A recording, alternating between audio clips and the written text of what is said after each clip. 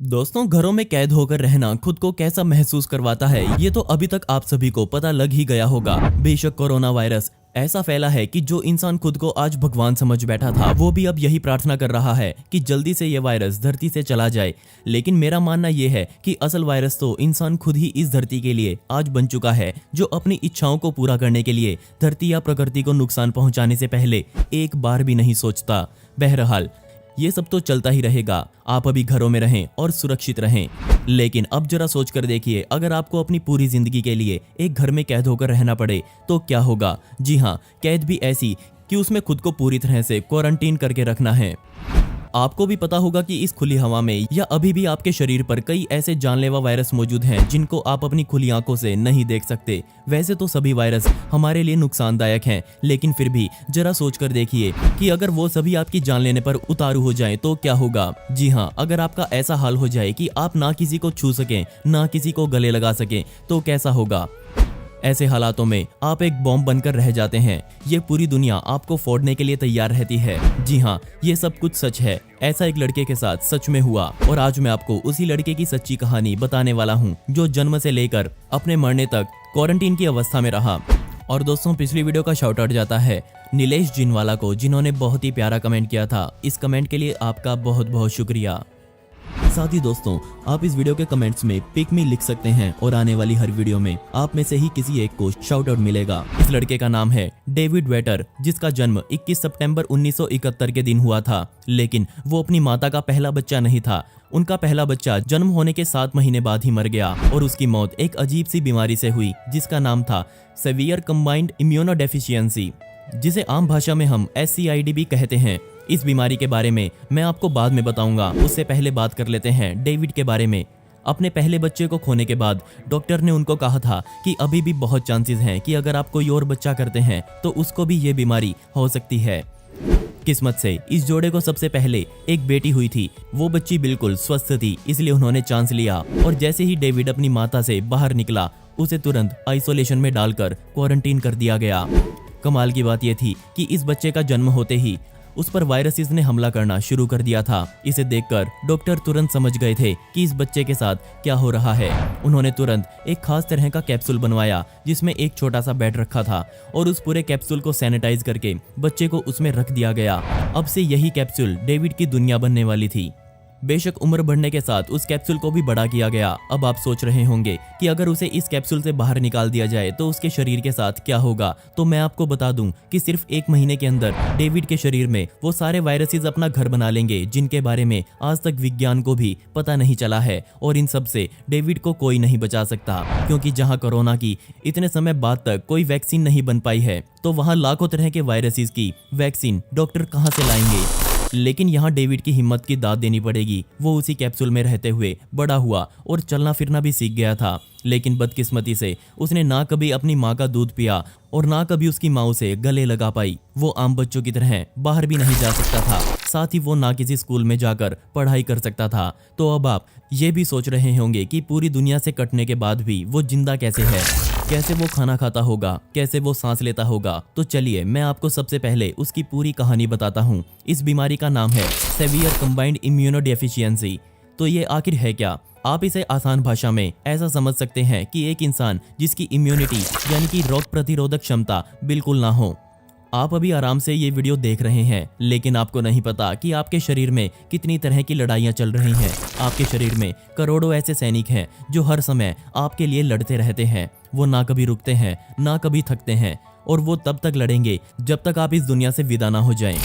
इस पूरे सिस्टम को इम्यून सिस्टम कहा जाता है। आमतौर पर उम्र बढ़ने के साथ इसकी शक्ति थोड़ी कम हो जाती है, इसलिए कोई भी वायरस वृद्ध लोगों पर ज्यादा असरदार होता है।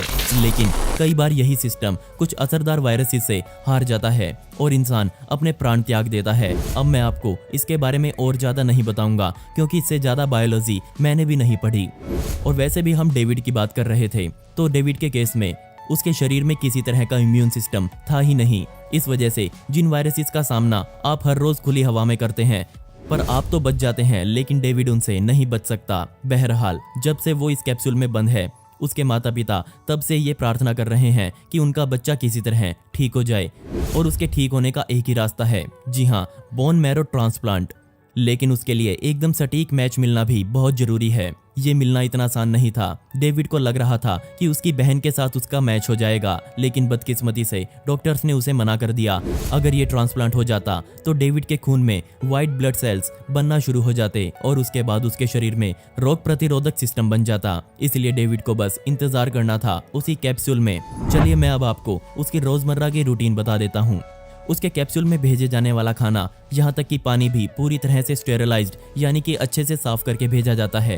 अब आप सोच रहे होंगे कि खाने को कोई कैसे स्टेरिलाइज कर सकता है, तो मैं आपको बता दूं कि डेविड को देने से पहले खाने को लैब में भेजा जाता था। वहां बैठे लोग उस खाने को कपड़े से साफ नहीं करते, बल्कि हर तरह के खाने को एक खास चैम्बर में रखा जाता है और उस चैम्बर से पूरे खाने पर इथाइलिन ऑक्साइड गैस का छिड़काव किया जाता है। एक बार स्टेरिलाइज किया खाना 7 दिनों तक डेविड के लिए सुरक्षित रह सकता है। तो बेशक अब उसके पास किताबें हैं, उसके पास खाना है, उसके पास खेलने को खिलौने हैं, लेकिन इन सब को पहले स्टेरिलाइज्ड करके ही डेविड तक पहुंचाया जाता है। अब आप सोच रहे होंगे कि वो सांस कैसे लेता है, तो मैं आपको बता दूं कि डेविड के कैप्सूल से एक ऑक्सीजन का जनरेटर हमेशा लगा रहता था। लेकिन उसके साथ दिक्कत यह है कि वो जनरेटर बहुत तेज आवाज करता है, इसलिए डेविड से बात करना बहुत मुश्किल काम है। अच्छी बात यह है कि उसके माता पिता ने हार नहीं मानी। उसकी माता हर रोज किताबों के सहारे उसे पढ़ाती रही। उसकी बहन हमेशा डेविड के कैप्सूल के बराबर में ही सोती, ताकि डेविड कभी खुद को अकेला महसूस ना करे। कई बार वो उससे लड़ाई भी करती, जैसा कि आम भाई बहनों में होता है। बेशक हर काम डेविड के लिए मुश्किलों भरा है। वो बाहर जाकर खेल नहीं सकता, आम चौराहों पर खड़ा होकर कुछ भी खा नहीं सकता। डेविड को ज्यादातर समय हॉस्पिटल में रहना पड़ता था। तो आप सोच रहे होंगे कि उसे एक जगह से दूसरी जगह कैसे लेकर जाया जाता होगा, क्योंकि उसका कैप्सूल किसी भी गाड़ी या वैन में नहीं आ सकता, और अगर वो कैप्सूल से कुछ समय के लिए भी बाहर आ जाएगा तो उसकी मौत निश्चित है। तो इसका इलाज है ट्रांसपोर्ट कैप्सूल। जी हाँ, ये गोल कैप्सूल जिससे वो पैदल चल सकता है। इससे चलकर वो कहीं भी चला जाता था। इसी में बैठकर उसने एक बार मूवी भी देखी थी। जब वो 6 साल का था तब नासा ने उसको एक सूट बनाकर दिया, जिसे पहनकर वो खुली हवा में आम इंसानों की तरह चल सकता था। लेकिन कुछ ही समय बाद डेविड को उस सूट से भी नफरत हो गई। बेशक उसके बहुत से इंटरव्यू लिए गए, लोग उसे जानने लगे। वो बार बार टीवी पर आता रहता था। जब वो 12 साल का हुआ तो उसने अपने माता पिता और डॉक्टर के सामने ये जिद रखी कि किसी के साथ भी उसका बोन मैरो ट्रांसप्लांट करवाएं। यहाँ कोई और ना देखते हुए उसकी बहन के साथ ही उसका मैच करवाया गया और अक्टूबर के महीने में उसका ये काम किया गया। करवाने के 4 महीने बाद भी वो कैप्सूल में रहा और उसे सब ठीक लग रहा था। लेकिन तभी हालात बिगड़ना शुरू हुए, क्योंकि उसकी बहन ने एक वायरस उसको गिफ्ट में दे दिया था। उसका नाम था एस्पेटीन बार वायरस।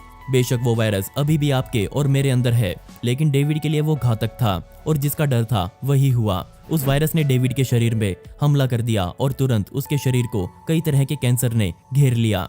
उसे 2 हफ्ते तक हॉस्पिटल में रखा गया। अब उसने वापस कैप्सूल में जाने से मना कर दिया। डॉक्टर्स उसे कहते रहे कि अगर वो इसमें नहीं गया तो उसकी जान जाना तय है। उसने हॉस्पिटल में ही अपनी माता का पहली बार हाथ पकड़ा और फिर वो दिन आया जो कभी आना नहीं चाहिए था। जी हाँ, 22 फरवरी 1984 के दिन वो सुबह सुबह अपनी माता से बात कर रहा था। वो बिल्कुल खुश था, लेकिन तभी डॉक्टर्स ने उसकी आंखों को बंद कर दिया, क्योंकि वो हंसते हंसते ही इस दुनिया से जा चुका था। और दोस्तों, अब आप मुझसे इंस्टाग्राम पर जुड़कर मुझसे डायरेक्ट बात कर सकते हैं, जहां पर मैं आप सभी के सवालों के जवाब देने वाला हूं और साथ में आपसे बहुत सारी बातें करने वाला हूं। तो स्क्रीन पर दिख रही आईडी पर या फिर डिस्क्रिप्शन में दी गई आईडी पर जाकर मुझे वहां फॉलो कर सकते हैं। इसमें आपका ज़्यादा समय नहीं लगेगा और मुझे आपसे बात करना सच में बहुत पसंद आएगा। दोस्तों, आपको ये दुख भरी कहानी कैसी लगी मुझे नीचे कमेंट सेक्शन में जरूर बताइएगा, और ऐसी ही इंटरेस्टिंग वीडियोस देखने के लिए मिस्टीरियस दुनिया को अभी सब्सक्राइब करें। मिलते हैं अगली वीडियो में। ये वीडियो देखने के लिए धन्यवाद।